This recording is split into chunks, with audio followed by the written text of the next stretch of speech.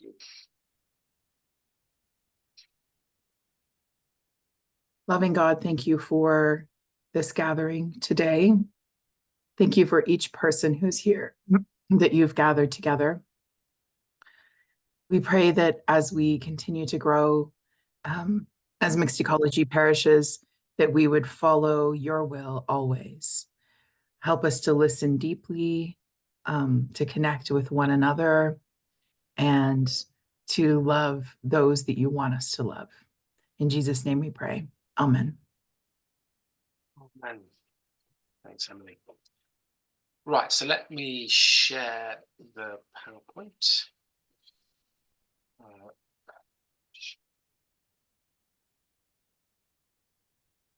Just make sure everybody can see that. And I've lost seeing you, so I need to just get you back on the screen so I can see where you've all gone. Everybody can see that, I hope. Just want to check in first. Can you see a PowerPoint slide, or are you looking at me?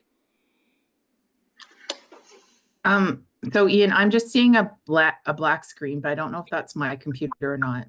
I'm not. I can only see a black screen. Oh, there it is. Oh, it just came the last second before you turned it off. Typical. Try again. We'll try again. Oh, it seems to have disappeared. That's interesting. Let me just see if I can. Right, 1 minute. Let me reset it all. Oh, my computer's not going to play up. Let's try that. Let's make it work.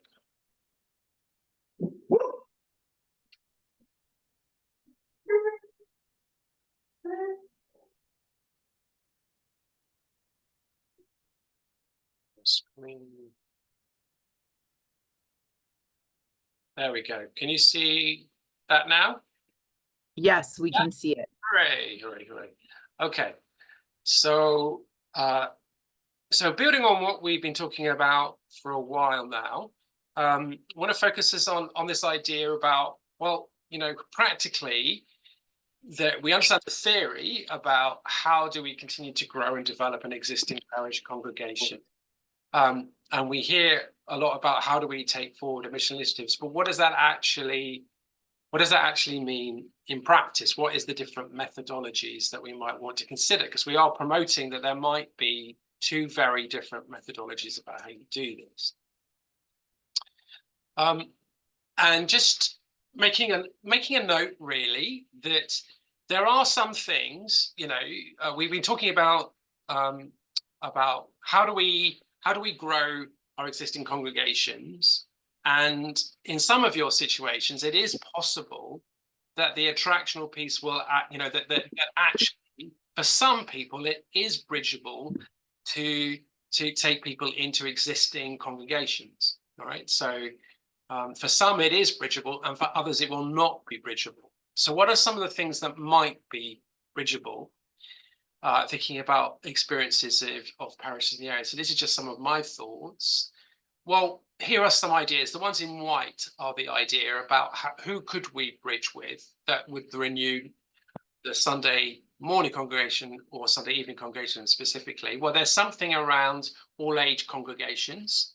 There's something about where churches have all age, I think, and they do that on a Sunday morning, the sense that that actually is bridgeable for some.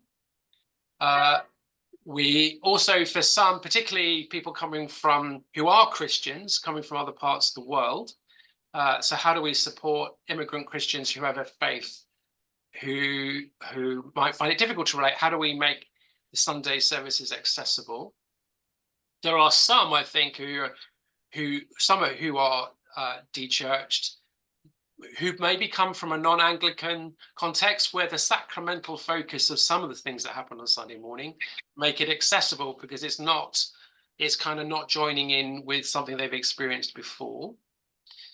I think it's also true to say that the church Sunday services are bridgeable for particularly older people, and I'm very aware of people who I know who they've come to faith later in life where the traditional church still is accessible.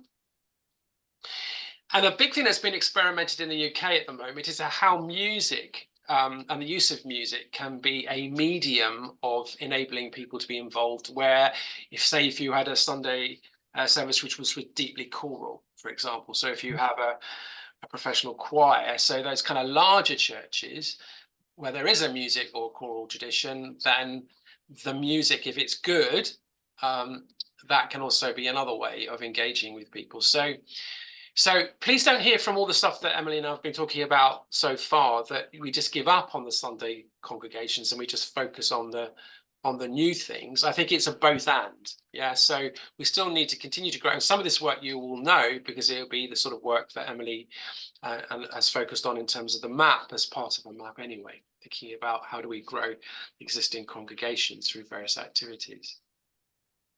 So with that methodology, there is something around drawing people from the door to the font to the altar, and there's still a place for some to do that. But as we know, that does not work with everybody.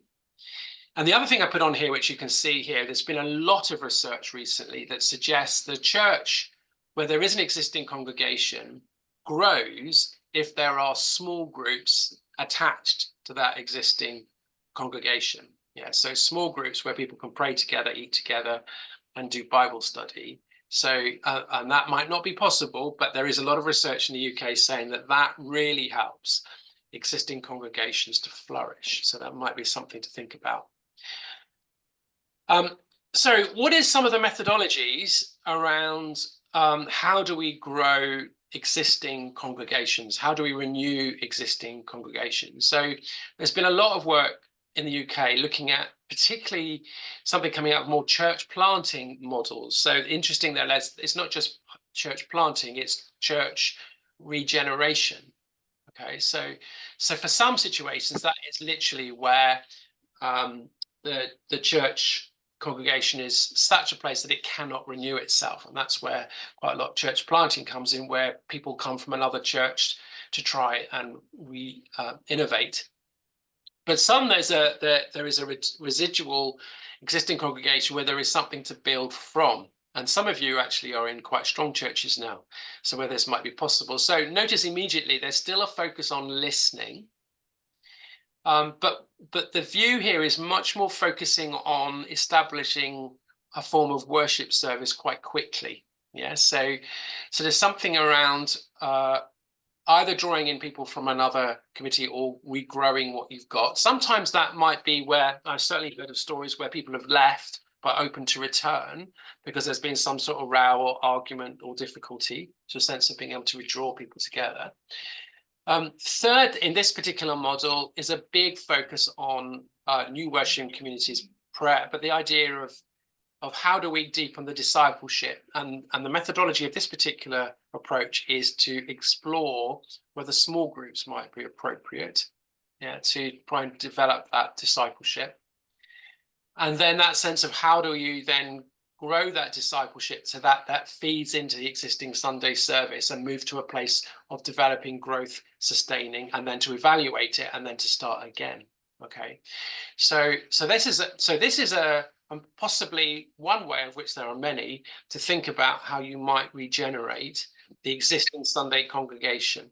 All right, and so not just kind of abandon it and just focus on the new things. All right, so again, thinking about both and.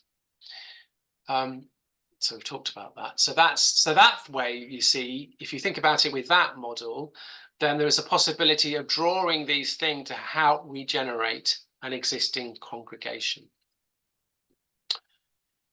And at the same time, and I do think it is possible to do both and with this, at the same time is about recognizing the other part of that, which we've kind of focused on a bit because it's the kind of new material. Well, how do we then think about what might form a fresh expression or a new missional community, which for those where it's too far to bridge it to an existing congregation? All right. And it might be that there are certain mission events that might feed both. So, for example, this is again drawing on Barman's Church, where they do a pub social night, which really is very social, building up relationships as a way out there kind of event.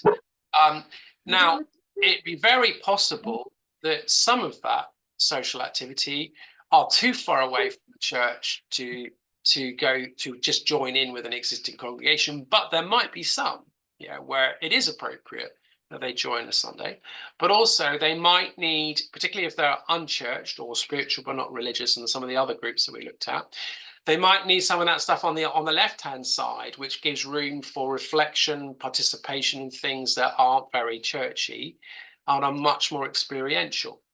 And the hope is, I think, with Barman, what he's doing is a sense of that clump of those things on the left-hand side. The hope is that that will start to form a fresh expression or a new missional community. Now, just to answer some of the questions that some of you have been asking me, all right? So who are some of the people where we do need to think about the fact that it be unbridgeable? And this is coming out of research. So these are the kind of people groups where we would need to think about not just thinking that we can invite them to an existing Sunday congregation, but where they might need some sort of fresh expression-y, some new mission initiative away from the Sunday congregation. So the Duns, those who have been Anglican, I think is quite interesting. There's a lot of research that suggests the Duns who have not been Anglican might be able to engage with your existing congregations because they're not deconstructing that experience, depending on how experiential it is. So the Duns who have had an Anglican background, I think it won't be necessarily bridgeable to your existing congregations. Lots of research, and this is the work that Emily and I did in a course earlier in the year, that the nuns, many of the Generation X, Generation Y, Generation Z, Generation Alpha who are unchurched, you won't be able to necessarily bridge to existing congregations. I talked about the spiritual, not religious as a particular group. There are 8 different forms of atheists, and I think it's pretty clear that each of those would be very difficult to invite to an existing congregation. There's lots of interesting research coming out about disenfranchised youth and how do we engage with that, and that often begins with a process of listening and giving voice to those who are unchurched and youth to then start build towards the whole fresh expressions process. Lots coming out of the 12-step movement. I've noticed, I've had lots of conversations with some of the missioners in particular, where there's a sense of that they may come to a Sunday morning service but find it very difficult, therefore the need to take that very seriously in other spaces to invite that sort of group of people too. Those who are looking for, who come from other sort of mystical faiths. Yeah, so I'm thinking some forms of more Eastern esoteric spiritualities who are spiritual seekers as well, then inviting to services that are quite rational, very wordy, and where there's a homily, don't relate to that kind of mystical experience, so you might need to think about another space to invite them. And lots of research coming out of the United States talking about, well, how do we engage with nature-driven activists? And then we're seeing things like Forest Church and all these various other things as a way of engaging with a new mission initiative with that group of people. So if the people you're encountering is on this page, then I would suggest that that is when you need to think about some new missional community. And if it's about what I looked at a minute ago, things to do with that, then there is a possibility that you could draw them into what already exists, making sure that you think about hospitality and accessibility. Now, just to remind you, and some of you will know this, but some of people are asking me, well, is it important to follow this process to the letter? Can you not be in different places on that, in those circles that don't? And I actually don't think it is, right? So just to say where this came from. So this whole methodology in terms of that sense of relational connection, in terms of being very visible in a particular location or network, that commitment to prayer and support, that I do think it's really important to build this sort of progress way, because I think there's a tendency that we rush to worship very quickly with the unchurched and don't take people with us. So this method is very much, again, about listening. And then out of that listening, thinking about, well, what activities can we be doing around loving service that aren't an end in itself, that then kind of builds a community around that, where in time, once people start to break down negative stereotypes about the church, we'll start to ask religious questions. and engage hopefully within some form of discipleship that fits context, that then and only then do you think about contextual forms of worship to meet those people's needs. So can you see, I hope you can see in that process, there's something very open-ended about this, and it's very centered set. Remember that when we looked at centered set, that it is focusing on allowing people to grow on their own spiritual pilgrimage, right? So this is a very different methodology from that which we might use to grow an existing congregation, okay? And it is possible in mixed ecology to do both and, right? So we've got two very different methodologies, one for the existing congregation and something for those which are unmet needs. Now, it might be that your existing congregation isn't renewable, all right? That actually it's got a shelf life, and there's something about the hope that some of these fresh expressions or new missional communities will renew the whole thing, which is possible. And a very good example of that is St. Luke's mission down in the North Hamilton, where the community, it's closed, it's a closed church. And so the new thing, it is hope, will renew some form of new religious community there. All right. So it depends on your context about is the existing congregation renewable, and therefore those things matter. And if it's not, then there's a different relationship to the new things that are being explored. All right. So the other factor about this, I think, is quite challenging. All right. So you might have a number of different things that you hope might emerge into some sort of new missional community, and each of those might be at a different stage of those circles. All right. So that you might have a number of different things going on where you need to be very attentive to where they are at, which needs a lot of reflection. And I'm saying that quite deliberately because sometimes we can become impatient with development, and sometimes if we push too hard, we will kill it. All right. And sometimes these things take quite a long time. And if you think about it, there's the added complexity is around, well, there's that different methodology from these kind of fresh expressions of which you might have more than one going on, as well as thinking about how do we then renew the existing parish. So there's two different methodologies. Now, what is absolutely clear from that is that it is impossible to do all of this as one person. All right. So there has to be a belief, if the mixed ecology is right, that there is some sort of team approach, because it is not possible for you guys, particularly those of you who are part-time, to do all of this all at the same time. So there's something about the importance of growing lay leadership. So those who emerge in these things, and it might take a while, but about expecting some people to eventually step up into helping lead things. And when people experience it to be working and it works for them, then it can increasingly become important, and so important that they're prepared to help make it happen. So that's just a general thing about this. It does require a team approach, and you might not yet have that team, which is the challenge. But keep remembering what I've said also, that I am praying for all of your situations, and I do pray about that every week, that you might have some people who will start to emerge that we could actually then train up to become commissioned lay missioners to help you do some of this. I just wish we were a rich diocese that we could employ loads of licensed lay missioners, but that isn't going to happen. So there's a sense of, so some of your job, I think, is to keep these spinning plates all happening at the same time. Okay? And there's something about the skill of leading a mixed ecology parish that attends to the detail and attends to these different methodologies, is acutely aware where each of these things are at, which requires continuing prayerful discernment. Okay. I want to put this up because I think this, the final bit, again, we've talked about this before, but I think this puts this really well. It's a little cartoon that I found in the Church Times.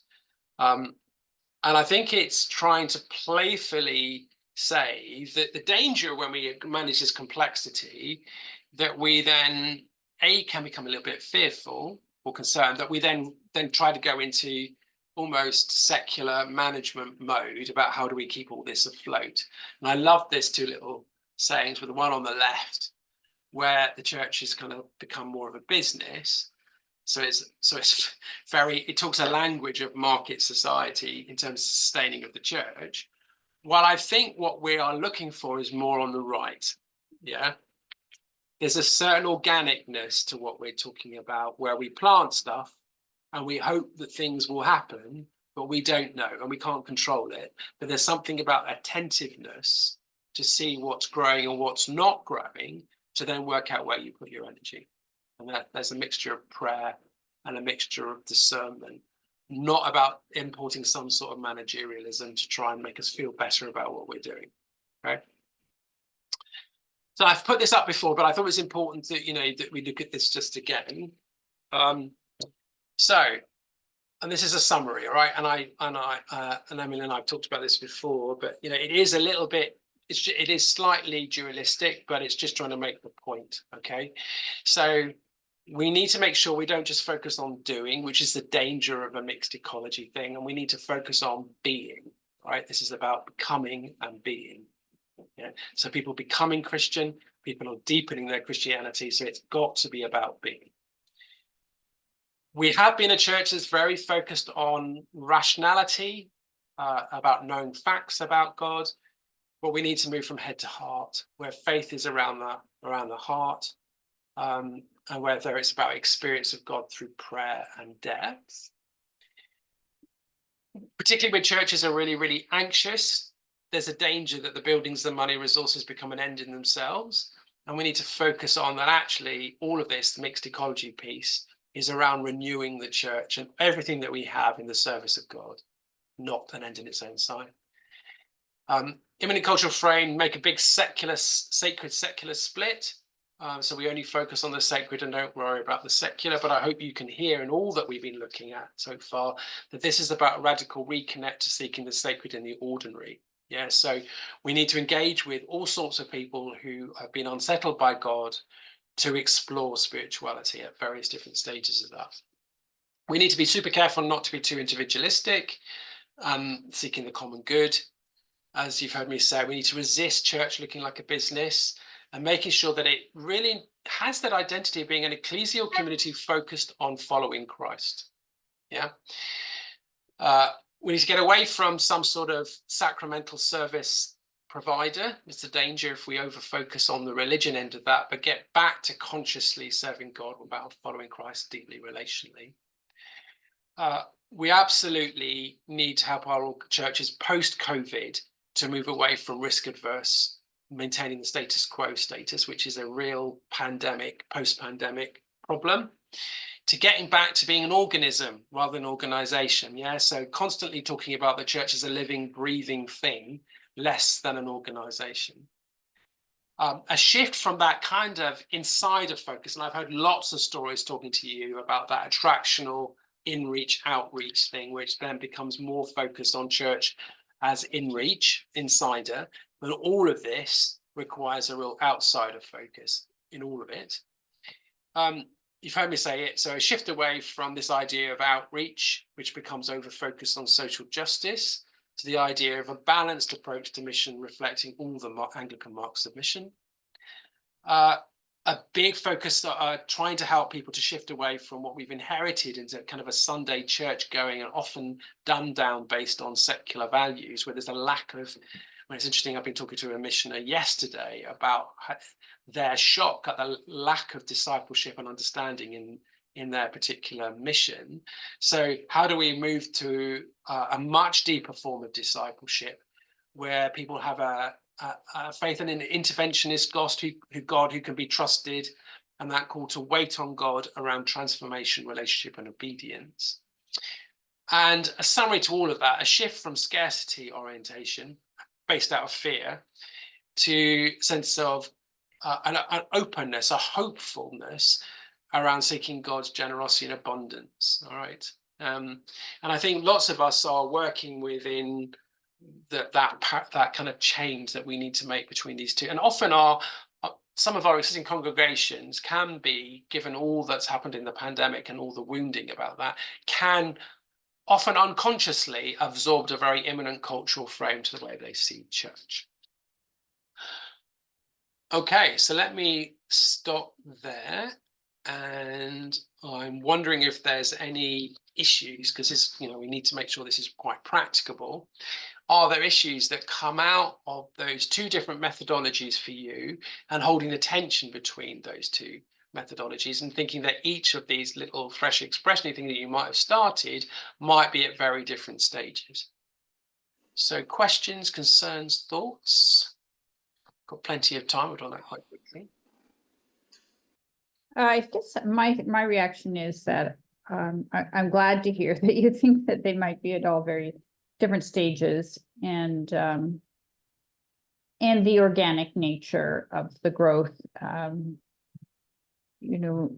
There is a kind of, obviously we want to see for the congregation and existing, and for others, we want to see, quote, success, but success maybe have to be rethought in terms of where we maybe have been over as a church over the last few years, and that idea that things can move along at different paces, and what's success in one is not success in the other, perhaps.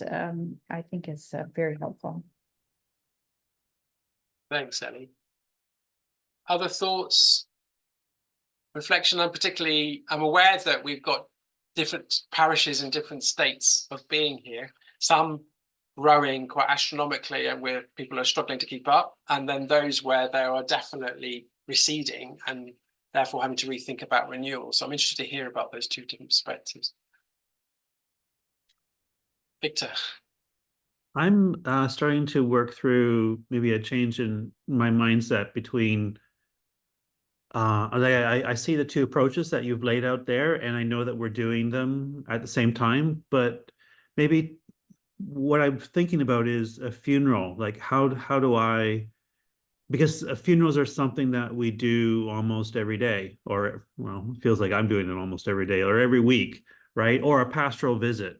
So coming into something that we just do naturally every day or every week, this is part of how we do ministry, and then thinking about how do we transform that experience of, say, doing a funeral from one model into another model, right? So not thinking about the model itself, but thinking about what it is that we do constantly every day or every week, and transforming that into something that matches a mixed ecology concept. Yeah. So that's what I'm experiencing right now. Totally, Victor. And I'm wondering whether your encounters of those different people will mean that there will be some, if they are de-churched or people on the edge of church, where your engagement means it is bridgeable for them to with your existing congregations. But I'm wondering if you're also encountering people where the bridge is too far, which requires to think about new mission initiatives. Keen to hear. Oh, I'll think about that, Ian.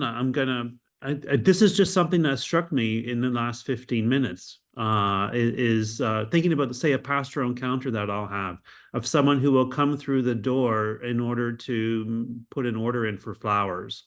And how do I think about that encounter? Something that I do, frequently in a different way. Because what I have been doing is taking that encounter and kind of treating it like I normally would do. But I'm starting to think about it in a different way now. Great. Really keen to hear from you when you've had time to think about that, Victor. That's great. Garfield. My comment on this, I want to say thank you for, I think it's been a couple of years the ministry I'm working on it. There's certain process of that, but I didn't realize which part I was in or I am in, even all the missional group.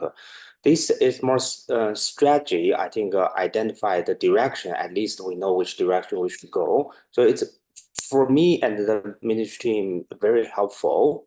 I think that this is exactly what we need at this stage.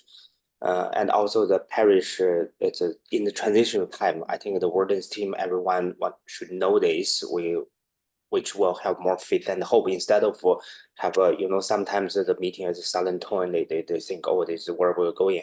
But now it's with this strategy direction, it's for me, it's very helpful. So thank you for all the work, and thanks for this spiritual guidance. Yeah. Thanks, Garfield. Interested to hear from everybody. So let's go around to hear how this relates to what you're seeing.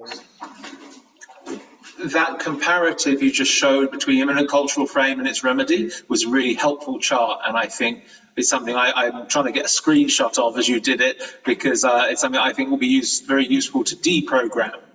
All right, because I think half of the battle is getting into that mindful habit of catching ourselves in the act of thinking in one frame, which we're programmed to, and then not only individually but also with the leadership team, getting them to see the difference and why it matters. Yeah, and Mike, in your contacts, I'm just aware that you've inherited an existing congregation and having to think missionally. How do those two different methodologies feel for you? I think much like that third slide you showed, we're both and, right? So there's a whole load of opportunity to renew our first growing community, if you like, Sunday mornings. It happens to be Sunday morning, but we have an opportunity to renew that ministry because there was some energy, because there was something existing, because we had something to grow from. And actually what we have now is miles from where we started, which is really cool and growing slowly but surely. And so I think there's a definite renewal to happen there, but while keeping that at a hand's distance, to say that community needs to break out of its frame of thinking of itself as the church, and being part of the bigger picture of the mission, and let the other communities flourish, and they're just seed. They're seed sizes, mustard seeds right now, right? But our other three possibilities need to have the space to grow that's not bound to that and its structure and its MO. Right. Did that make sense? Yes. It did in my head. Yeah, no, I understand. I have a question, Ian. Did we show them that imminent cultural frame slide before? I thought- don't feel like it in this group. I don't think we have actually. Okay. Well, good. Yeah. So Okay. it was within, I think, with the missioners, or maybe not even with them, might have just been our course. I haven't seen it before. I want it. I want it. Yeah, so what was happening in our course is Ian and I was mostly Ian instructing a course about engaging with the neighborhood. And he introduced the concept of imminent cultural frame. And we're still trying to think of another name for it. So if anybody has suggestions, because, we've been debating it, because imminent cultural frame is, I don't know, a bit wordy. And then people get stuck on what does imminent mean and all this stuff.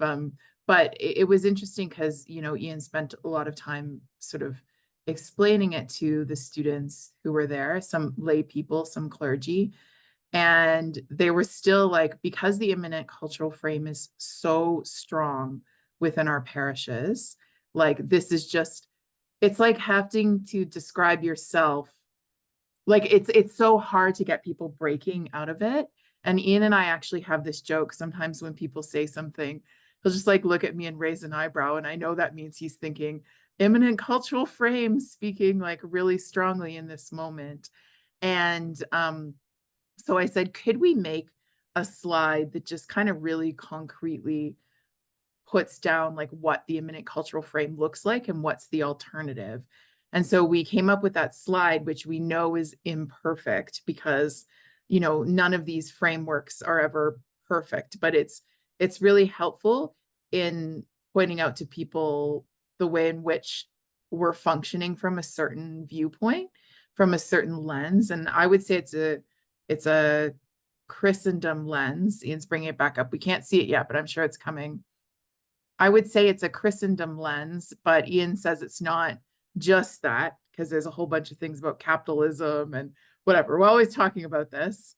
But yeah, it is helpful in pointing people towards what we're moving from and what we're moving towards when we say we're being more missional. Like, what does that culture shift looks like is sort of encapsulated in that slide about the imminent cultural frame. Let me put it up again. I'm just desperately trying to get my computer to work because I think it'd be helpful to spend a bit more time on it. There you go. Hopefully you can see it. Can you see that now? No, but give it a minute. I think it's just like a delay or something. Computer thing going on. Still just a black screen that says Ian has started sharing. I'll give it a Double minute. click to enter. Is it there? No? Okay. No. Have you selected the particular item that you want to Yeah. share? Yeah, like normal. So I don't know. Give it one more try. Well, Ian, I took a screenshot of it. Do you want me to try and share the screenshot? You could try. Let me just try one more. try one more time because it was working. Yeah, it's weird. I don't know why it's. No. What's the matter with it? No, it's not working.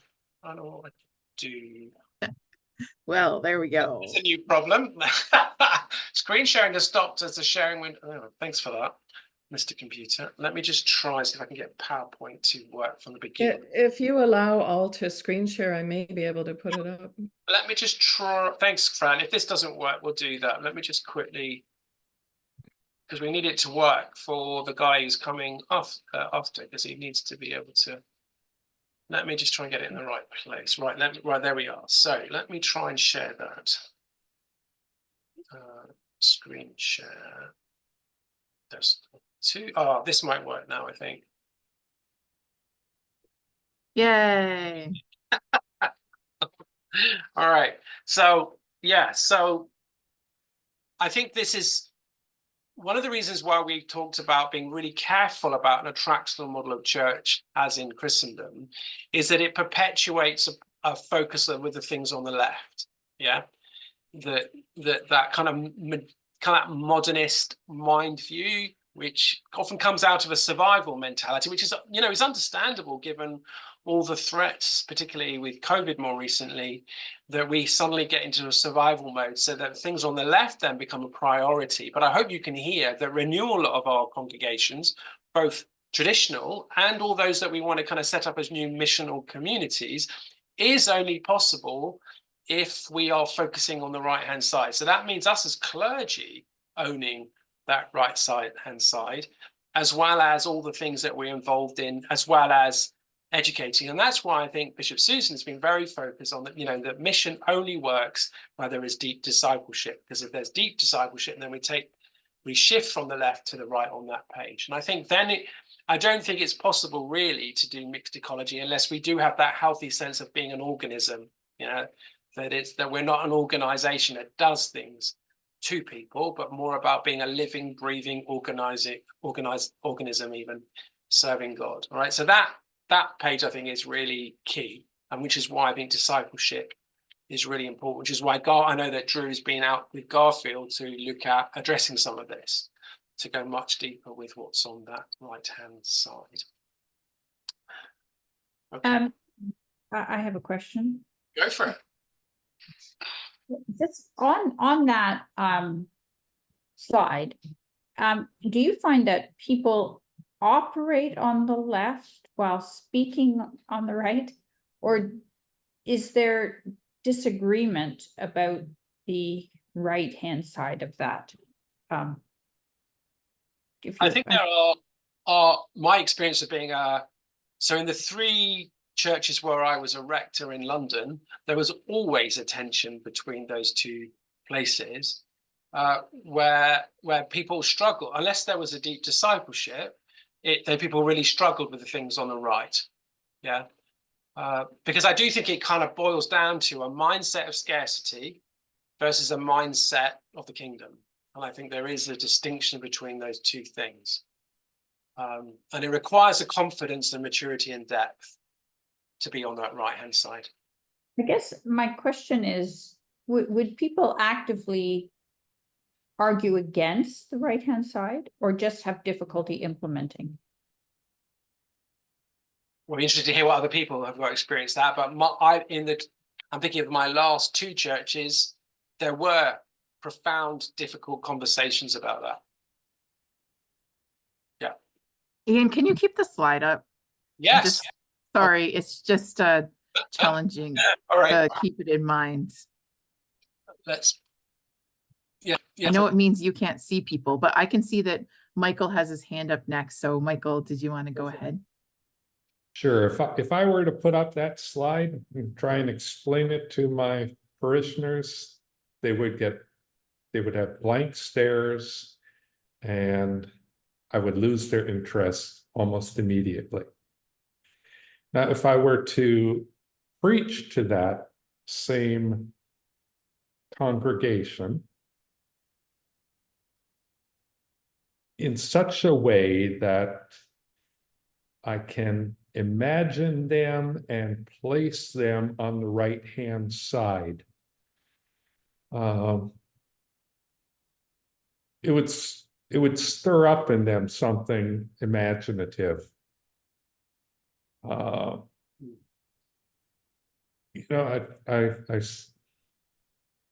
really believe I would only get away with teaching this to my congregation by showing them what it looks like in my own interactions with the outsider, in my own expectations for how they interact with each other as members of a faith community, and as they encounter the homeless and the drug addicts outside of our doors.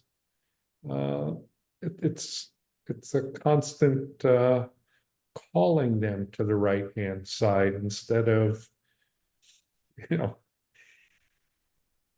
telling them they're wrong, being on the left-hand side, because that's actually, Michael, I couldn't agree more. So if you look at that circle diagram when I talked about church planting as a model, you'll see that it's strategically trying to get to that right-hand side. You're absolutely right.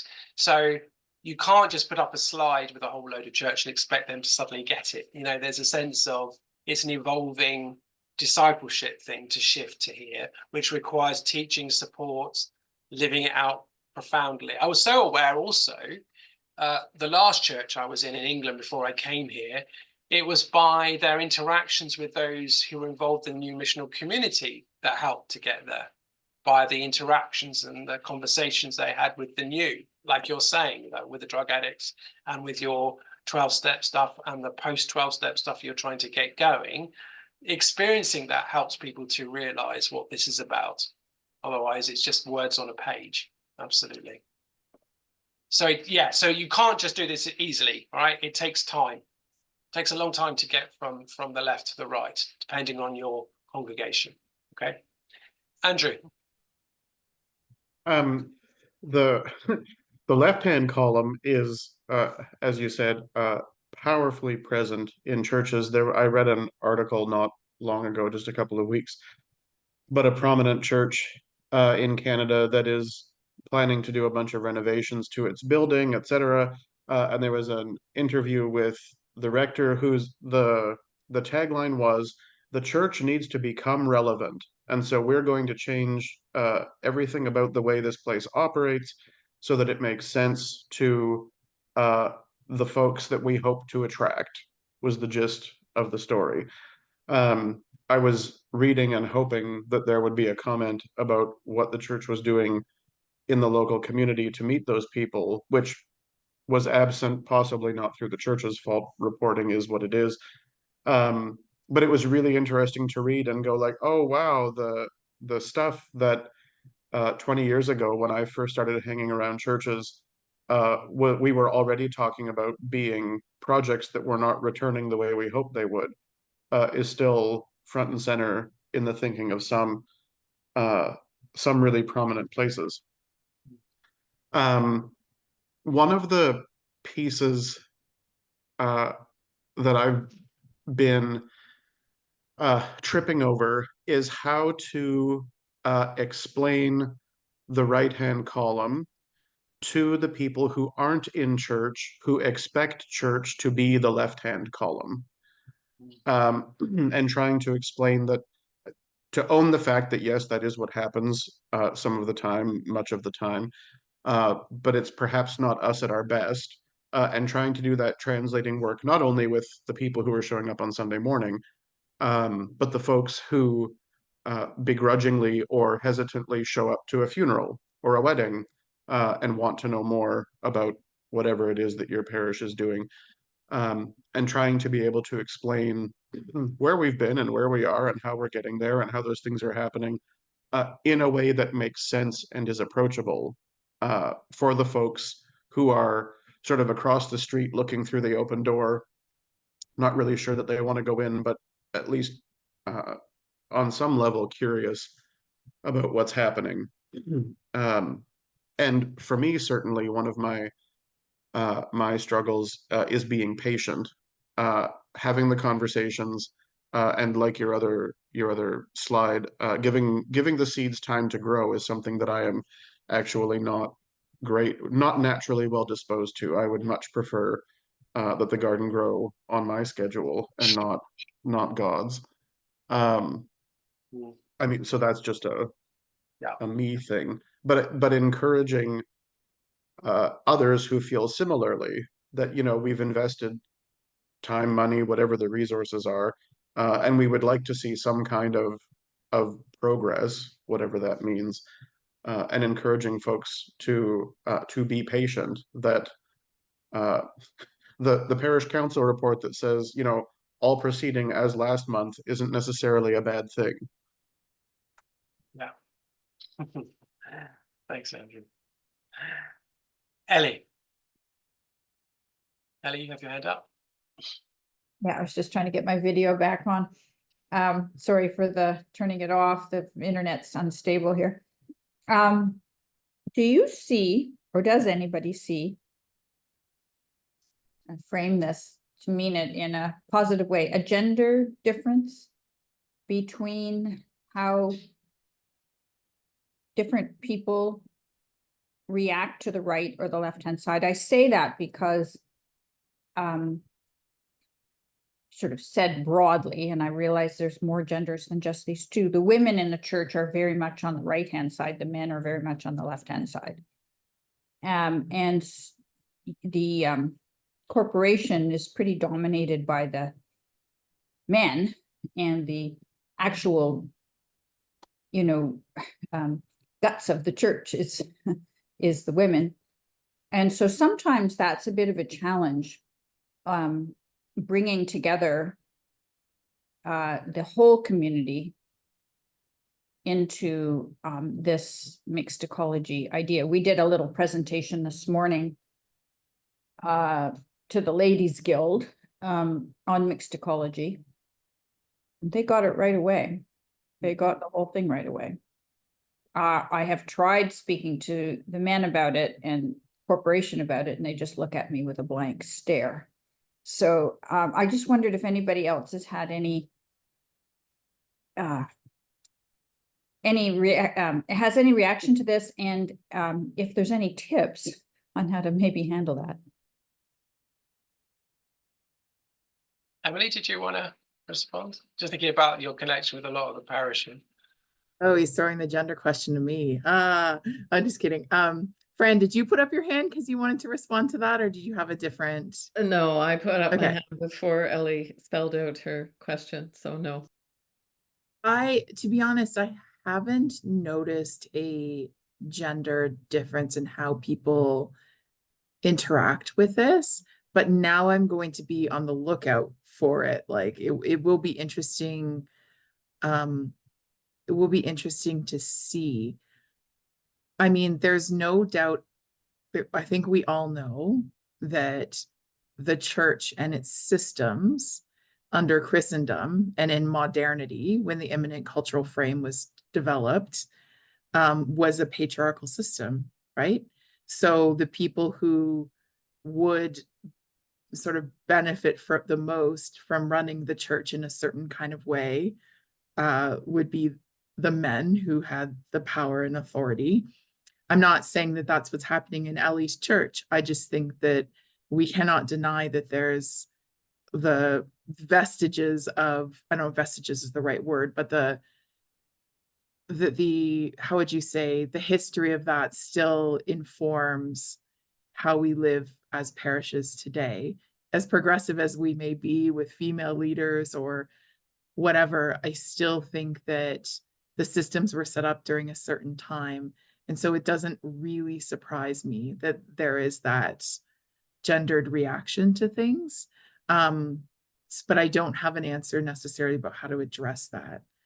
Does anybody else have any thoughts or experience?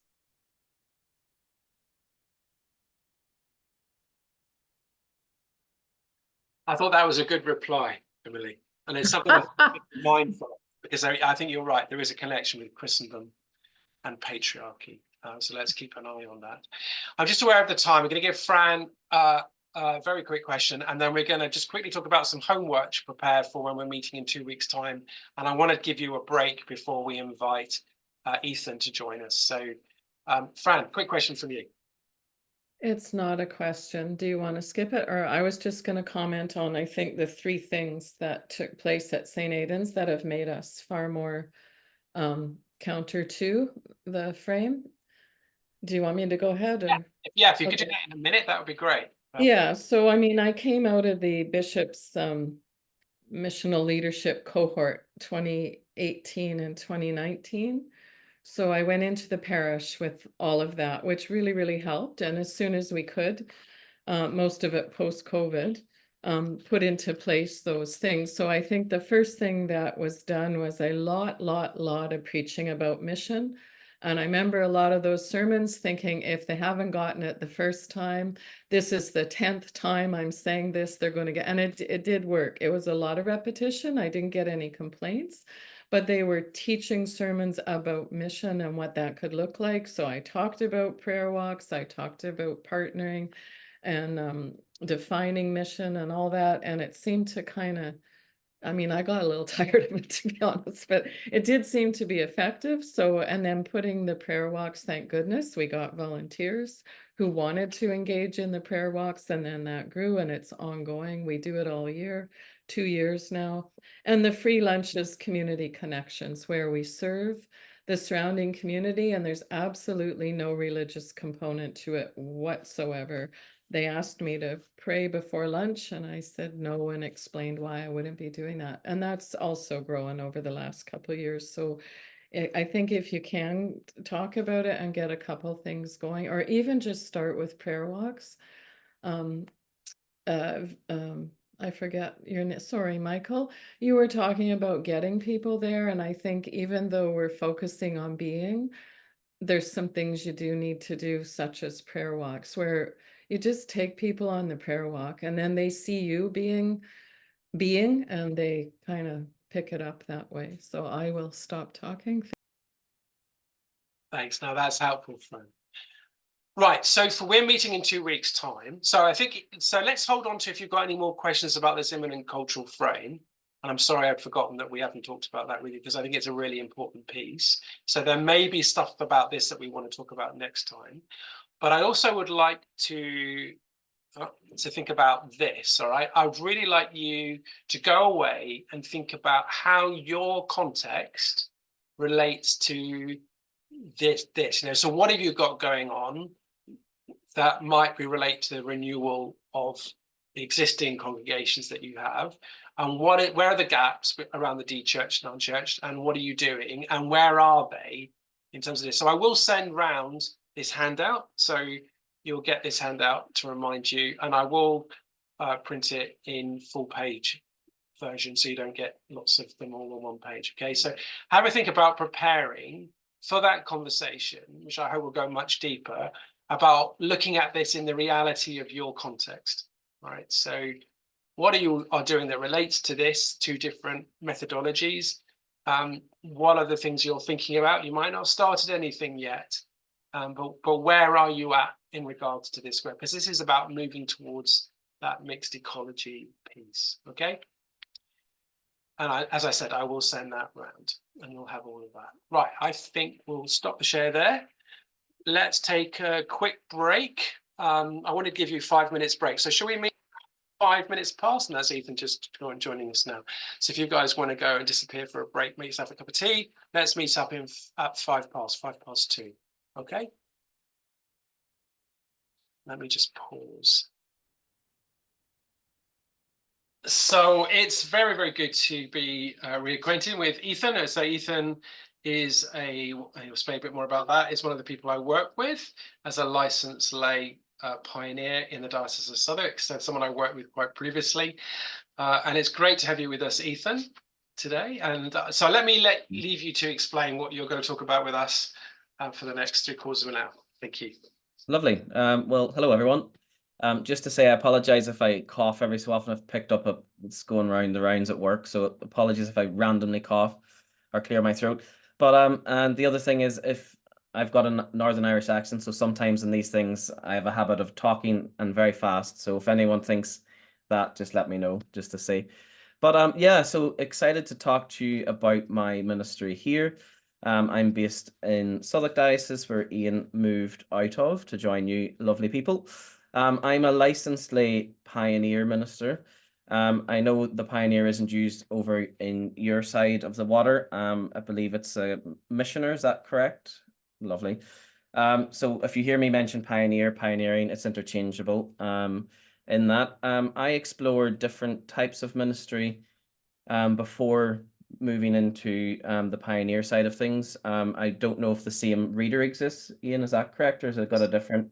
No, it does exist, reader. Yeah. Yeah. So I'll talk a bit about my story of how I ended up where I am. But the reason I went specifically for licensed lay pioneer minister is particularly in the structures here in England. It gives you that accreditation, that authority in the sense that you've been trained. And for my context within a parish, my vicar was quite, or rector, again, interchangeable. He was quite keen that I was given that training, theological training, and the pioneer training, and not just commissioned or affirmed in the sense of doing a course on the fresh expressions and then sort of ploughing on into it. And I mean, a minor one, but still something to mention, is being licensed opens up more opportunities for Bishop's Missions Order. Again, I don't know if that is the same. I see you nodding, thanks. So it opens up the opportunities that if one of my contextual missions did evolve, that I'd be able to speak with the bishop and possibly get a bishop's mission order. So I'm going to move on to myself. I just think it's important, as you'll find out, in what my missional context was. So my day job, I'm a publican. I'm a general manager of a pub.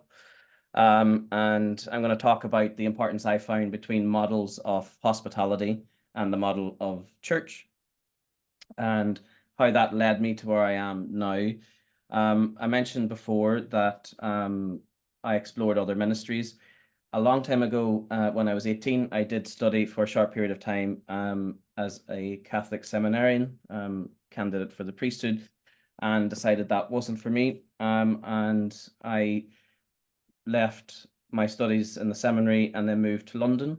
And that voice never went away. You know, it's not a door that you can just close, but I knew that I wasn't called to be a Catholic priest. So I decided to leave rather than stay and cause all sorts of turmoil. Then I came to London, got settled into my job, and then very slowly, obviously having left Ireland was not quite traumatic, but it was quite at the heart of the community is the church, and even seminary in itself. You were always talked about as the seminarian, or, oh, why are you here? Are you not studying? So I did not quite run away, but I did move to London to get away from all that. And with that, I sort of dropped in and out of church attendance in terms of Catholic church. I then found the structures quite difficult. Some of the reasons why I left the Catholic Church was, equality with women, laity, involving the lay people.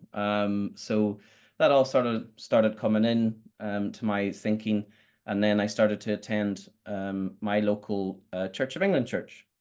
I didn't realize it was for quite a while when I lived there because the appearance, everything else was the same, but I had never stepped foot in the door.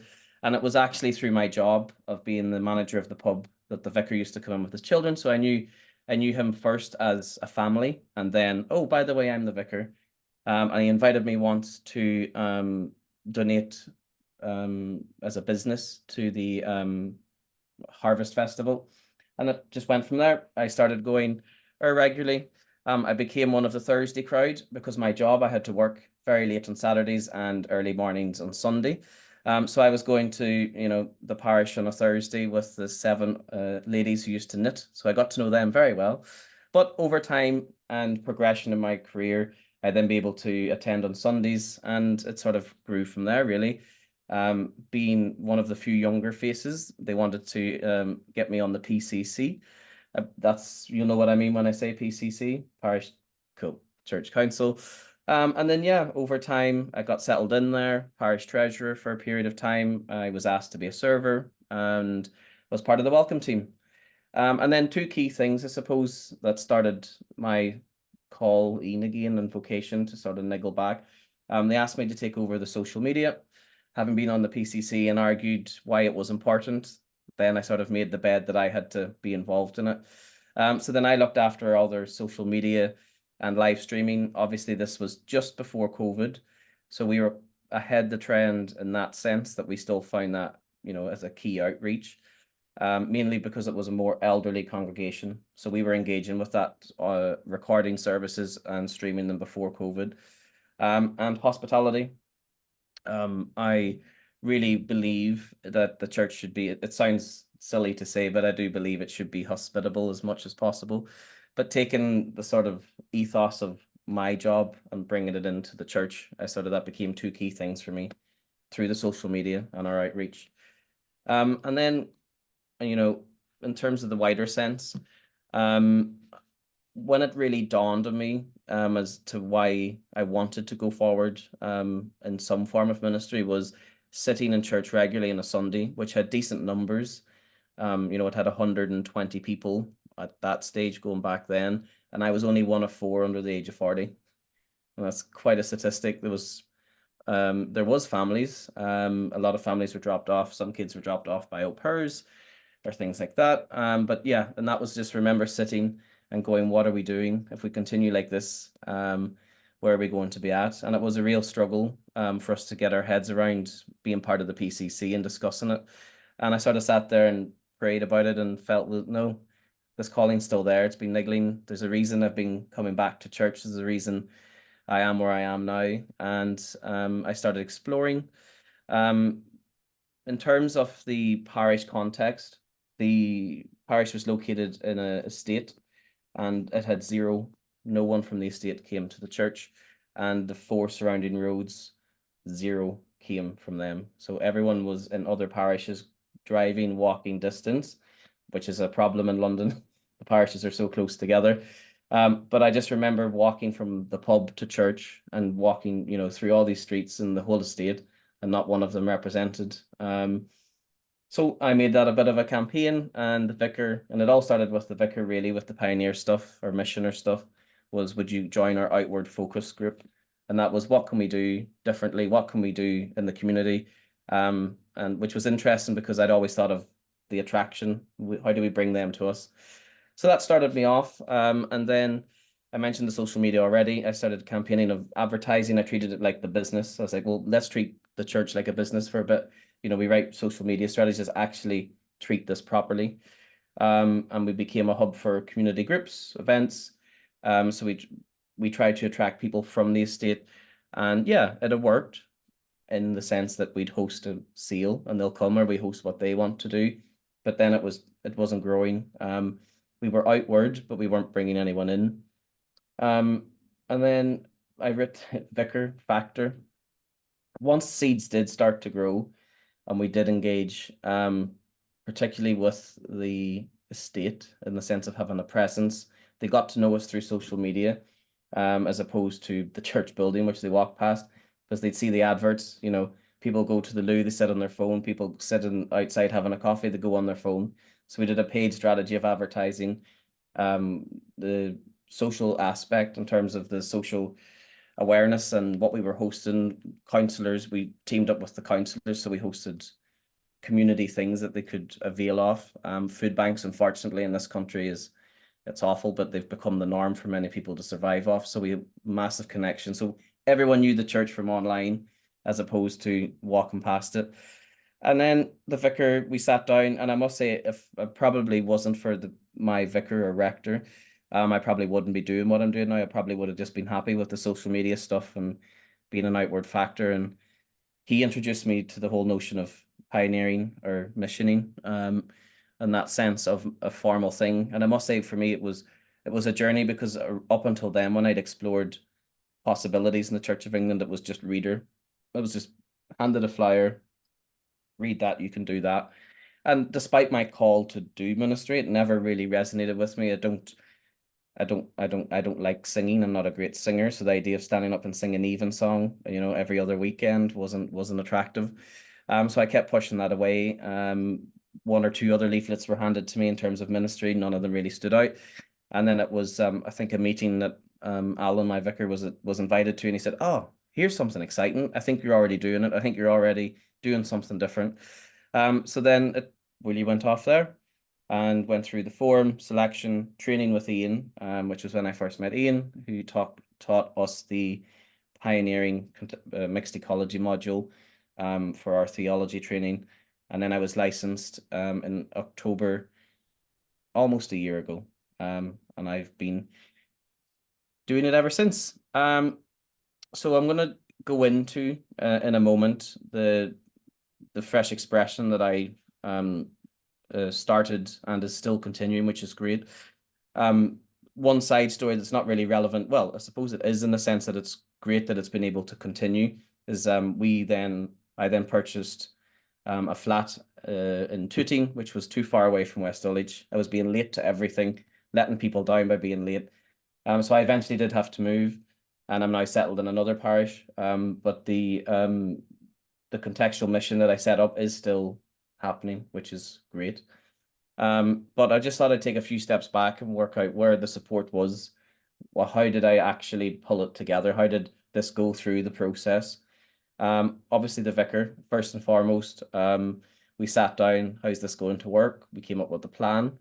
The first few weeks of my mission activity was quite difficult. In fact, I'd probably say the first 2 months was quite difficult with trying to get momentum. So the wider ministry team was very supportive, and I was given a talk not so long ago on this topic as well in the diocese here, and it was just highlighting the fact that if the vicar hadn't really been there to keep me going, I do think I would have just give up. The pub industry, you try something, you try a deal, you try an offer. If it doesn't work, you pull it. But actually it was him sort of constantly saying, well, no, let's keep going. Let's try something different. Let's keep it. And then the PCC, obviously being a member was quite useful for me. I know, speaking to other pioneers here in this diocese and others, that can be quite hard, is getting the PCC to buy in. So I had that. I was very fortunate from the start. And they actually... Sorry, just to interject, Ethan. So the PCC is equivalent to the corporation of a parish. Okay. Sorry, carry on, Ethan. That sounds more interesting. But and then the PCC assigned me a church warden. So one of the church wardens was there to guide and help me, because the vicar did say from the start that I should be allowed to pioneer my own context. That wasn't always easy, and we did have differences of opinion, but I was assigned a church warden to be the person to sort of be the authority in the sense of guidance and support. The vicar was always there when needed. But I was able to do my listening exercise, was able to reflect and sort of do my own journey of what I felt I was being called to do. And then finally, the other one was a budget. I was actually given a small budget to begin with. I think it was £100. I was very frugal at the start, but it was just, you can give your time and you can give your energy, but if you're going to do things and advertise things properly, particularly in my context here in London, you need to do some form of paid advertising. Walking around with paper flyers and putting a poster up on a lamppost corner doesn't really cut it. So getting the church warden to pull that in was really, really important. And then the congregation. What we agreed was I still felt called to preach every so often. So what we agreed to get the congregation buy-in was that I preached 4 times a year, once every sort of season, more or less, and could tie in what I was doing, tie in, particularly if there was a theme for an occasion or an all age, and can talk about what I was doing. So then eventually the congregation was then supporting, which was quite key, particularly when you're finding it quite difficult and you think you're not getting anywhere, and actually to have people in the congregation to say, oh, I'm praying for what you're doing, or, oh, is there any way I can help and support? Well, actually, yes, you can. Could you do this? Or so that was really, really key. And then I wrote in the corner there, mixed ecology, and that was put into the PCC sort of standing agenda that we talked about whenever it said ministry team, and then it was always in brackets mixed ecology, because he wanted to make sure that they knew what I was doing was part of the wider ecology. So I was so I must say, I'm not sure if Ian was, or whether it was through another diocese, but my vicar had been exposed to pioneering before, ish, in a way. I say ish, it's all different from even diocese to diocese. So he'd been exposed to it in other areas of his ministry. So that was the key for me. And then that little push into exploring it. This is the model. I'm not sure if it's different in where you are. Well, I'm sure I think I stole this from one of Ian's slides. So this was over the course of the 2 years with Ian and St. Augustine's, was exploring the fresh expressions process and the importance of taking each step at a time. I was quite fortunate in a way. I still had to do the journey, but once I got a key group of people in my context, the circles happened quite sequentially, and I know that can be quite different for different contexts. I've been involved in other suppose initiatives in myself, and I've got really stuck at the loving service, or stuck at the community, and it's taken time and sometimes a bit of listening again and going back 2 steps to then move forward through. But my model was prayer and a pint. So I'm going to go through how I got to it. But basically it was a time of prayer outside of church, followed by a time of prayer in church. That version, I didn't realize it had it on there. It shouldn't have that. All Saints should have church whacked in the middle. So I must have just plucked one off. Oh, whoops. So it should only have the pint glass. That was what we used for the website thumbnail, so at least people in the church could know what it was. But yeah, it was prayer and a pint, as simple as it sounds. It was time to pray, and the pint part was social time, and everyone was welcome, teetotalers as well. So listening, I'm going to go through each of the steps in turn. It sounds like a simple thing to do, but actually I was quite surprised when I tell people what I was doing, that actually not many people do it. So for every week, every Thursday, the whole way through lockdown as well, because you were allowed to walk for 1 hour a day, I walked the estate that I mentioned previously and the roads. So I marked the roads that we knew no one was engaged. We marked the roads on our map where no one was attending, and the whole estate, it had a 2 level. So you had the upper estate, the lower estate, and it was a massive area, right on our doorstep, and we just walked it every day. That we did old-fashioned advertising because it was during COVID for the latter part. So we advertised by putting leaflets through doors saying, if you want to talk or chat, stand out in your garden. And then just over time, walking the same road in the same order every week. You met the people. I even got to know the homeless quite well. I got to know the person sitting drinking their cider in the same spot every week. I got to meet the same people going about their daily lives every week. And every couple of weeks, the vicar would do it with me, because that challenged people as well. Being obviously a lay minister, I don't have any garment to say who I am. So actually, whenever I found I was just walking around and they're like, who's this mad Irish person saying hello to me and nodding and waving? Why is he smiling at me and saying hello? Which we would actually do back home easily, but people were looking at me very odd. So it was then every sort of, I think it was every 3rd week he would join me. And then we did this over a period of about 2 years. So it did work. The sort of rotation did work, and it would challenge people to see someone in a collar walking around saying hello to people as well. So that was the main part of my process. And what was quite interesting was you had your sort of usual routine, but then you'd never know week to week the experiences, the conversations. Obviously, it was COVID. People were quite isolated, so it was a unique time to do it as well. The whole idea of morality was quite big, questions over life and death and being locked up. And then you had people who would shout abuse at us and call us all sorts of horrible things, but that was part of it.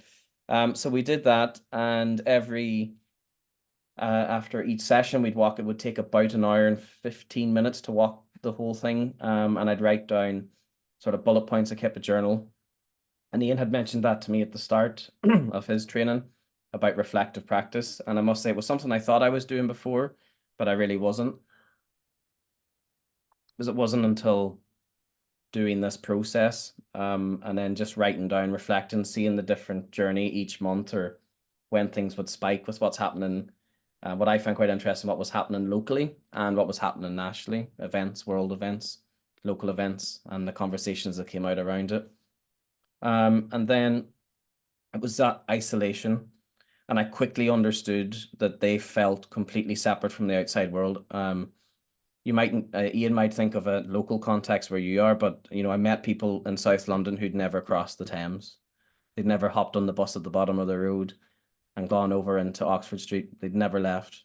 And that was quite an interesting conversation with those people, because, you know, if you're not exploring, if you've not even explored your own city, you know, they hadn't even gone into the church for some of them.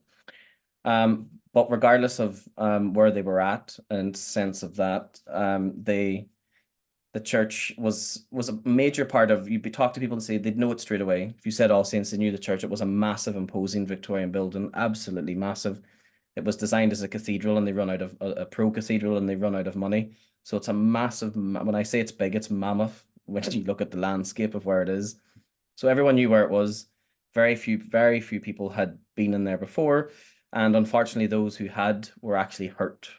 And I say hurt in the sense some of them had disagreements and fell out with PCCs if they were on there. The church had a fire and burnt down in 2000. I think it was just after the millennium, and was completely rebuilt. It was burnt to the ground, nothing survived. So it was completely rebuilt. And what I quickly learned was then that changed. It was all those who had money to sponsor became the key parts, you know, people who sponsored seats, sponsored tiles, sponsored pipes, the organ, etc. So they were completely removed. And that was it took me quite a long time to work out all these different stories, what was going on. But ultimately it was, why is that not wanting to work? There we go. It froze a moment. How do I, sorry. It froze and then I clicked it too many times. We've gone back. So as I say, I collated responses, conversations, and over, you know, I took time. It was, yeah, that was the part that I didn't realize the importance of. And I said that to someone I was talking to who's pioneering here. And that the part is trying, and I tried it a few times, and it was trying to, you think you know what you need to do. And actually it was just over time, prayer. It just came to me. And I tried a few different ideas. You know, as I spoke about the building there, they weren't open. The whole idea of church for those who had been in it was quite bitter memories or hurt, and then those who'd never been in it at all. And a surprising number of people who were Christian or baptized Christian, and some who knew that the church did good things, and those who went to church schools, which is a big one here, but then never actually followed, you know, went to church after. So with all that in mind, having reflected and working out what is the service, what is it I'm going to do, I realized that the key thing was not being in a church, and that was never my goal, was to bring people into the church either. I had to take church out to them and break it down and what was it. And because of, again, with the responses, a lot of people just wanted time to think, time to reflect. Those who worked in the city were talked about being burnt out. Those who had lots of families and big families and just pressures of, you know, paying their bills, just they were like, well, we just want time to reflect, time to be calmed, time to, you know, in the week to just be still. A lot of them talked, who did go to church in the past, had said, but I find church difficult. There's a lot happening. I don't know when to stand. I don't know when to sit. So it was all these sort of things coming out. And I thought 20 minutes of simple prayer. With my background in Ireland, I've been exposed to a lot of Celtic prayer, meditation, and things like that. So that came to me, and I was like, I can use this resource that I've done in the past or been exposed to. And then the next part was where to do it. tried sports hall, coffee shops, and then pub. I thought, and I had never thought of the pub initially, because I naively thought, no, it'd probably best being in the parish, in the crypt or in the hall.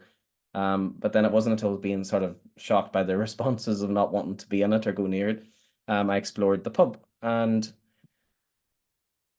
prayer and a pint, well, other than being the sort of alliteration of the P and the P, I wanted something very simple that was open to anyone. And the key part of the pub space when I finally came to me was it doesn't cross classes. You can be rich or poor. If you're buying a pint, it doesn't matter. If you're your social status, pubs in this country can be polarized in some areas, but where I was in the parish, having been the general manager, I knew that we attracted everyone.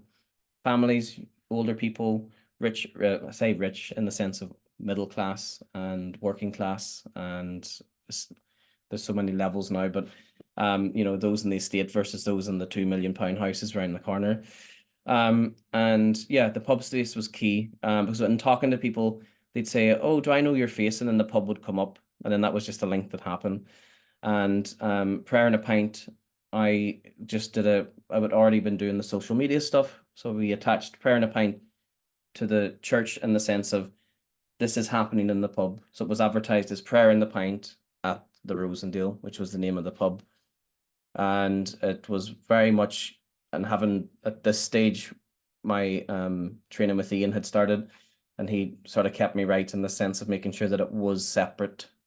It had its own website. Again, the importance of having a budget and the support of Alan was very important in that. And the church warden being able to fight for me if Ethan needs £50 to buy a website. So that was, really useful as well. In particular, if out of the listening process of acknowledging people who were hurt by church, de-churched, I think it was the right move to ensure that it was kept separate. And then the dual aspect of prayer and a pint, and it was always advertised as come for either or, come for social time if you're lonely, come for prayer, meditation time if you want that space, or ideally come for both. And it was always advertised as that this happens at 6:30, this happens at 7, and we'll all be done by 8. And then people could go on about their lives. And then took the dip and spent 3 weeks by my absolute self and was about to stop. And then one face walked around the corner, and she had heard about it from her neighbor, and then it grew from there. And that was the part wherever the vicar, because he would always touch base with me that night, or he sent me a message beforehand, you might be by yourself tonight, but we'll be praying for you and thinking about you. Because it was those 3 weeks I was like just about to cave it in. And then, yeah, eventually one face, but it was for the first month or two, it was quite difficult to keep the momentum when only 1 or 2 people were there. It's like, and now where we are, we hear where 2 or 3 are gathered in my name, but I can't, when you're faced with sitting there by yourself every Tuesday, it became quite, takes its toll. So that was really important, and the wider ministry team, not just the vicar, the associate priest and the other lay ministers, readers, etc. They were all really important at just keeping the momentum and encouragement and advertising. And what we discovered over time was it attracted a lot of de-churched, and there's a category I'd love to do, which is in the between, the churched and de-churched. But we had people, I call them the every other week or the monthly. So many people would say in my context, oh, I only go to church once every month or two, so I'm not really a Christian, or not really a church person. And I was trying to say, well, you hang on a minute. So I attracted a lot of people who couldn't make Sunday worship, for example, with work, and people with families. Family life gets involved on Sundays as well. So we got a big base of de-churched people who were hurt by the church, stopped going to church for whatever reason, and those in the category of I can only go 4 times a year. I only go at Christmas or Easter. And that was quite key then, that caused the sort of next steps to work. And then we moved into the discipleship. And what was, again, this came from obviously learning the process. So learning the process and then putting it into action was actually quite a unique time for me. And Ian had always said from the start about you need to surround yourself. You can't just be a one-person bandit. You need to have people around you. So slowly, about five people, and that was quite, it quite surprised me. But people got really, those who came every week were really committed to it. There was one lady, and this was the only time she spoke to other people other than people on the phone. She lived in the estate and just didn't like leaving it. And so she became a very key individual, and there was me plus 4 others. And that's what really grew it from there and kept the momentum.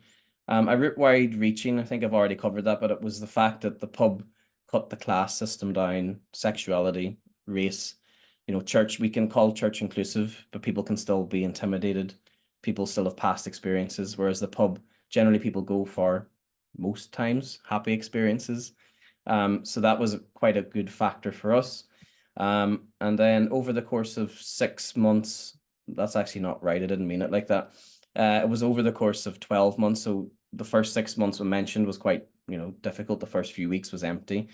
But over the first year, 40 had joined, so 40 individuals, and the average attendance was about 10 to 14 each week. And that was key. That was key in terms of the advertising, was that it wasn't a sign up, it was a drop it, it was very much in your hands if you feel called to join us. And then for those who came every week, it became a real part of before the worship part was even discussed and sort of materialized, it was just the fraternity of people coming together. So we were lucky enough to have 10 to 14, which, consider, the church activities in themselves, midweek Eucharist, we're getting about 4 people. Evensong was getting about 6 at that time. So this was it was quite eye-opening to have that number of people. And I think I put that down to the format, was that making it non-committal, in the sense that if your work gets in your way, don't worry, you can still come back next week. You're not going to be frowned upon. There's no register of you having to sign in or sign out. And that was, from my listening exercise, was a lot of people felt that because you didn't go to church every week, you were seen as a bad Christian. So then they just stopped going. So that was key, that we always said, come when you can. And then, the other part to mention was the contextuality of it.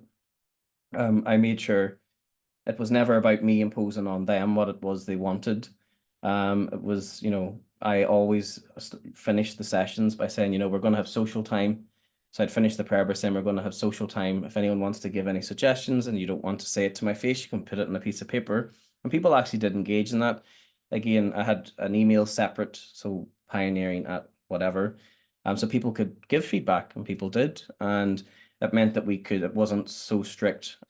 Global impacts, local national events were a factor. And was quite interesting was how important the prayer space came for people during the Queen's death. That we seen a spike in numbers then. The Ukraine war started during all this as well, and we've seen a spike of people joining more regularly during that period. And then local events, so right on our doorstep, the next parish across, Sarah Everard, a young lady who was killed by a police officer. So all those factors that then encouraged people to come along. And it was very much word of mouth at that stage. It wasn't about advertising it online. It became neighbors telling neighbors and bringing their friend. And so many times someone say, oh, here's Sarah, I've brought her. And then over time she'd ask to come back. And then the worship. And I mentioned earlier the context, and it was I found it quite daunting at the start to work out with so many different backgrounds, how do you bring something together? So I was like, where do we go? How do you start? Do you just do evening prayer? And then what version or what type? Do you want more meditation? And even within that, what type of meditation?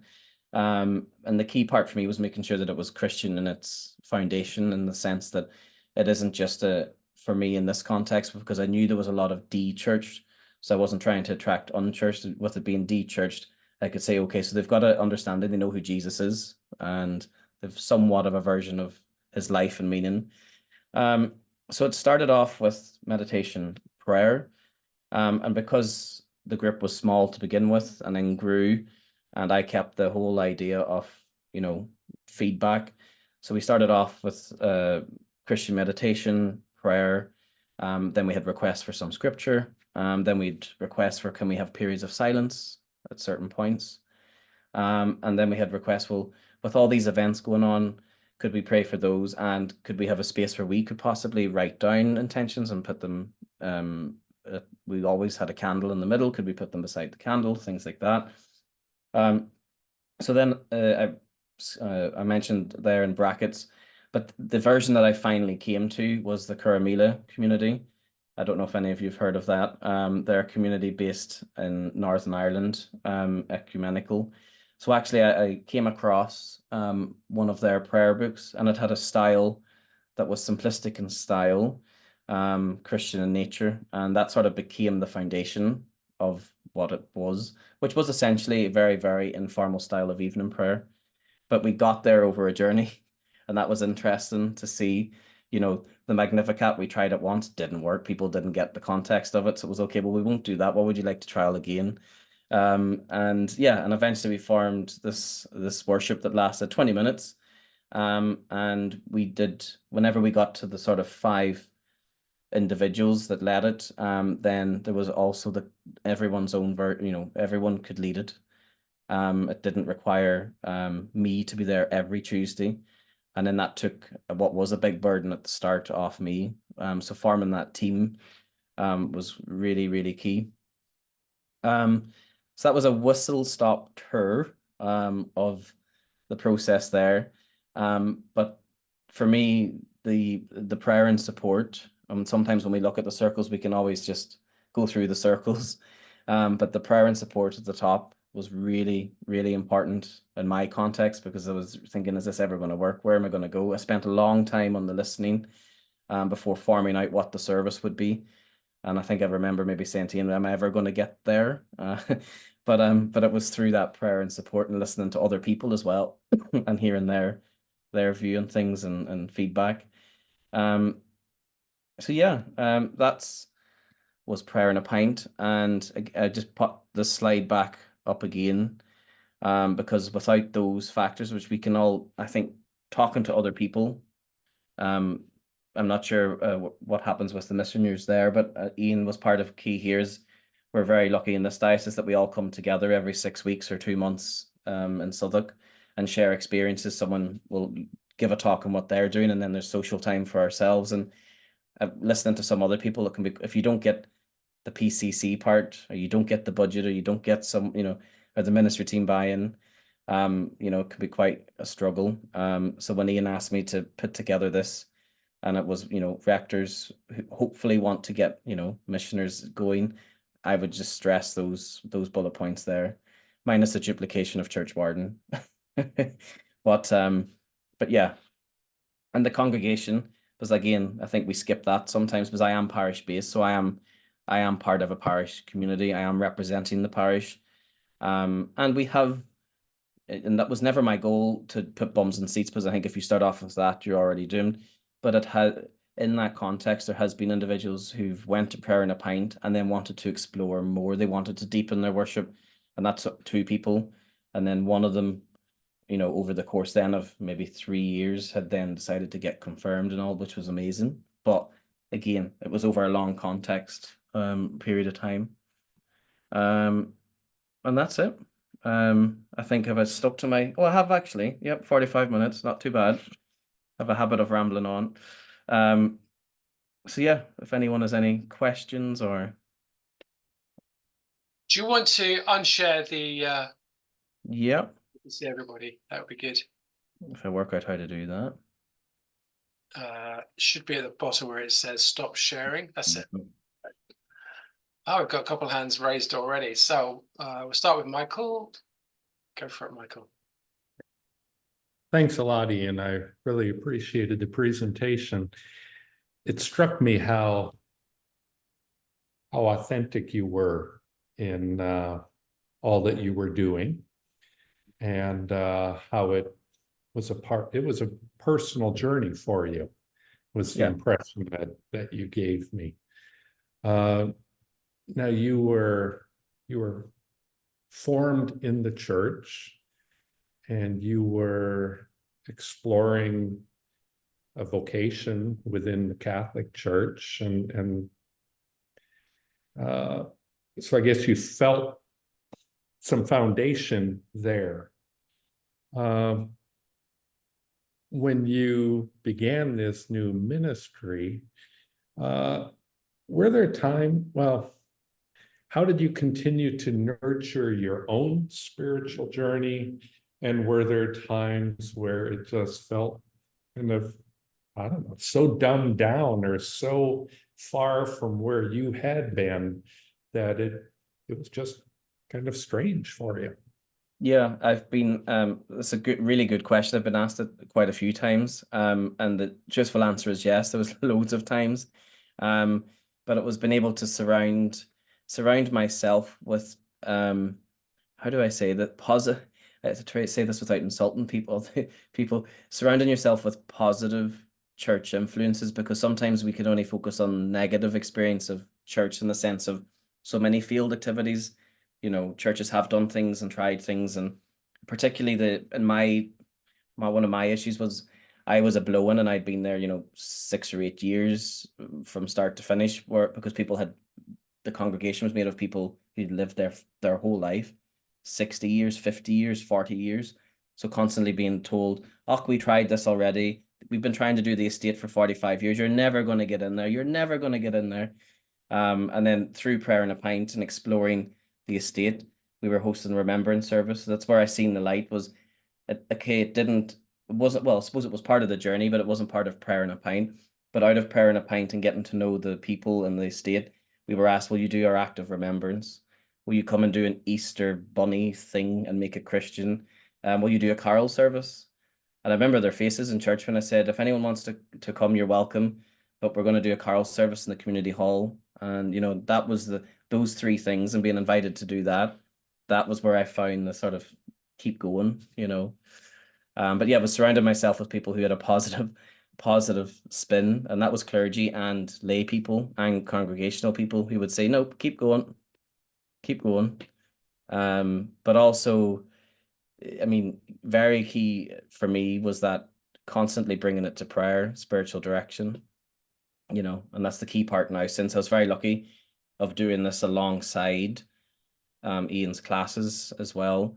But after moving on from that was just the importance of, bringing it to the spiritual direction, sort of saying, well, here's all this going on. And then having someone been able to say, well, where do you see the light? And you can't isolate yourself, would be what I would say back, A very big part of it from the sidelines when I observed it was about the fact that you spent a lot of time getting to know people. Yeah. You actually literally went around and formed relationships that then enable this to happen, which is often the bit that it's difficult to say that, but I know that you did all the relational piece. So there's that shift, isn't it, from stranger to have relationships of integrity to be able to journey on this process, which is why a team approach in that parish was essential, because the vicar was never going to have enough time to do that. No. Yeah. Other questions, comments for Ethan? Just go for it, Victor. Hi, Ethan. Thank you. When you invited feedback from the people attending, what did they say to you? What was your feedback?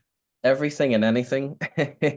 I mean, but the good thing, well, I mean, I think I have heard of massive groups of people for different pioneer projects, but the unique thing was with it being a small group in the sense of, at the beginnings at 6, at 6 people stage, you could still have very meaningful, in-depth conversations, and the social time was never structured. But a lot of the early formative months or year, I suppose, because it did take at least a year before we actually even knew what the prayer part was. And we tried different things, and I had feedback from you talk too fast. How I started off my thing, you talk too fast and I can't understand your accent. To, well, can we? I've listened to some Hillsong music. Could we play that next week? Or I've seen people who start off with ringing a bell, and we tried that. I downloaded an app with a wireless speaker that a bell rung at the start, and and I think a lot of it too came down for me because I have no, I suppose it's also just my own personality. I've got no problem in making a sort of an idiot of myself, or, you know, personal embarrassment. You know, I remember sitting in the room going, why am I hitting this button that's about to play a gong for these people? But we'll do it. We'll do it. So yeah, so the feedback, and it was interesting. It was interesting, and I was actually quite shocked at how much feedback, because I think what came out of it in the social part was, you know, for a lot of people, church activities is very scripted. So to be given an opportunity to mold it, you know, putting a bit of power in their hands, I suppose. And then, you know, about it being contextual and feedback. Once I did move out of the parish and it just became impractical, the group has continued meeting, but they decided about 6 months ago that they could no longer, they didn't want to do every week, so now it's every fortnight. It's the was it the first and the third or whatever way they've worked it out, but it's still continuing. And that's, yeah, and I think that's partly, you know, they can do feedback within themselves. It didn't even need me, I suppose, in that sense. But yes, putting yourself out in the line, you know, you know, being told how you speak, you know, okay, well, all right, not much I can do about that. But yeah, it was interesting. But I don't know if that was just me and my personality, how other people would handle that. I don't know. And being able to laugh about it and speak about it with others, I suppose. Thank you. Other questions? We've still got a bit of time. Just thinking about your own context and how, you know, this story relates or resonates with your own thing. I was just wondering if there's any other thoughts. I think it's so interesting. This project was very focused on the de-churched. That is the kind of starting place with lower hanging fruit in some parishes. I'm also Ethan, that you had some tough times with people deconstructing and reconstructing, because that's the challenge, I think, with is when people are deconstructing and angry is a different thing from reconstructing. I wonder if you had any thoughts about that. Well, what you just said was very true. I naively thought, I'll get all these unchurched people in the pub. I'll get all these people who are downstairs or want to explore, young people. And, you know, I changed my marketing slightly and said, you know, are you new in the area and want to make friends, or, you know, open it up to inclusivity? Or, and it was interesting. And maybe in the course of the 40, it was probably 3 or 4. I can hear sorry if you hear my dogs barking. But, you know, we had 3 or 4 unchurched, completely non-churched. I described one of them who went on to confirmation after 3 years. Yeah, as you say, it just took me. I was like, oh, actually, no, there's all these de-churched people. You know. That's sometimes not easy to do. Do you think there's something about doing it in a pub that gave you advantages rather than trying to do it in a church space? I've never, well, for me, it was, and it could have been unique just to the people in the area, and the parish itself. You know, I was chatting to one lady who, you know, said that she prayed every day but didn't go to church because she found that church had a massive cross made out of the roof rafters from the fire. And she says she found that she had a fire when she was younger. So she always comes in my mind when I think of listening exercise. And she always talks so vividly of how she felt she just couldn't be in a church. So her voice was always in my head. You know, sometimes we think church is an easy place to do it because it's probably got a free space and utilities that are probably easier. And it is hard, you know, I've done prayer in a pint in other churches in my parish here, changed it slightly, different context completely. But I'm using it to catch some of the low-hanging fruit, as you said, in here. But it is actually, you know, having to go, and it wasn't easy, you know, to convince other pub people to let me do it, you know. But no, I, you know, tried the hall, didn't work. Tried the sports hall and the youth center, they didn't work. I got nobody at all. And one of the feedback when I'd asked people, oh, I wouldn't go there, it's freezing. You know, I hadn't thought about that. So then, yeah, so I chose the pub for a few reasons, but yeah, we tried that, and I then naively thought, well, we'll do it where there's coffee. That didn't help either. And the thing about, you know, I suppose with listening to feedback was the pub offered soft drinks, alcoholic drinks if people wanted them, you know, and just a sort of social vibe. When you say social time, we're better to do it. an English culture. Anyway, I'm not sure what Canadian culture is with pubs, but you know, that's usually where people would go to socialize, you know.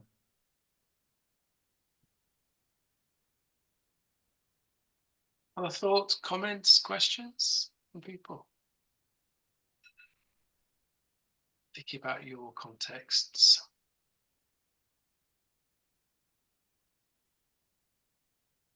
No? Gosh, they're surprisingly quiet.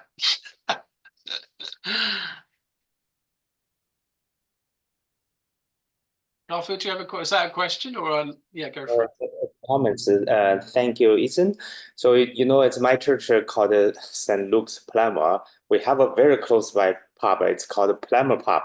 It's actually when I came to my church, many church people told me that pub belongs to the church. I almost believed. I've been thinking how to, you know, approach neighbors and get connected with them for a while. But I think this is inspired me. It's teamwork, and so which moved. We were going to do it. So, but hopefully we will learn some things from you, and maybe some good things happening there. And pray for us for church ministry, and also pray for your ministry. And thank you so much for the sharing. It's very inspiring. Thank you. And it is important to think about what hub spaces do you have in your parish or neighbourhood area. Yeah, that I mean, I'm very aware you've got very different buildings. We've got Victor, who's almost got a cathedral to deal with, and an incredibly busy place. And some of you've got much smaller churches where there's not a huge amount going on. So, and sometimes people have different attitudes towards those buildings, and it's really important to hear that, I think, in terms of how people see the church buildings and thinking about, well, do we need to do something outside of these buildings? Yeah. You know, the two spaces I'm exploring at the minute, one is the fire station, because they've redeveloped it and have a room that's available, because everyone knows where their fire station is. And then the other one that I'm exploring with a neighboring church by pure chance and a conversation is something in and around gym spaces where people go to exercise. So that, you know, I think it's because I've been through the experience of inviting people to things at church and they don't turn up.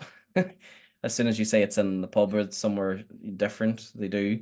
So what I started, we've just did our first one last week, was inviting streets to come, you know. So we've just written a letter to everyone on one street and said on whatever crescent, and said meet us at the Wheat Chief, which is the pub here, to say hello and meet us. And that's worked. You know, we got a few people out and they were like, oh yeah, I go to your church for the plant sale. So it's great to finally see who you are, type thing. So that was something else we're trying. I'm always up for anything. We'll give the final question to Michael. Michael. Yeah, could you say a little bit more about how the nature of the conversations evolved and how people kind of flowed in and out of the community? Like, did new people come and last for a couple of sessions and then they disappeared? And how were people integrated in? Yeah, so one of the way it's sort of formulated, I mean, obviously there's life reasons and it's not just work.